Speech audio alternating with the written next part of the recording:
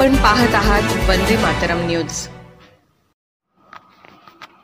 आर्थिक वादावरून एकावर धारदार शस्त्राने वार, तरुण गंभीर जखमी। पोलीस ठाण्यात तक्रार दाखल करून परतताना वाटेत अडवून केला हल्ला।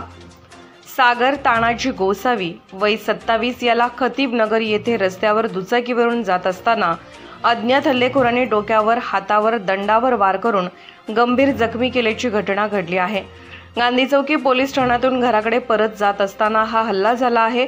सागर यांच्या वडिलांनी घर देण्यासाठी दिलेले 21 लाख रुपये परत मागितल्याने तानाजी शंकर गोसावी वय 55 राहणार मिरज या भंगार विक्रेत्यास मेहुना कुमार गोसावी व त्याच्या नातेवाईकांनी मारहाण दमदाटी केली होती।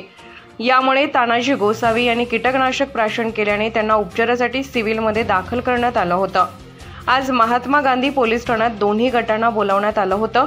यावेळी तानाजी गोसावी आणि कुमार गोसावी हे दोघे कुटुंबाच्या सोबत पोलीस ठाण्यात गेले। पोलिसांच्या समोर वाद झाल्यानंतर सागर हा घराकडे दुचाकीवरून जात असताना त्याच्यावर हल्ला झाला आहे। प्रकाश गोसावी, पृथ्वीराज गोसावी, अर्जुन गोसावी अन्य दोघांनी मिळून सागर गोसावीवर हल्ला केल्याच्या नातेवाईकांनी आरोप केला आहे। माझं नाव रोहित तानाजी गोसावी, मी राहणार कृष्णाघाट रस्त्याला। सदर आमची जागेविरुद्ध थोडीफार तक्रार होती।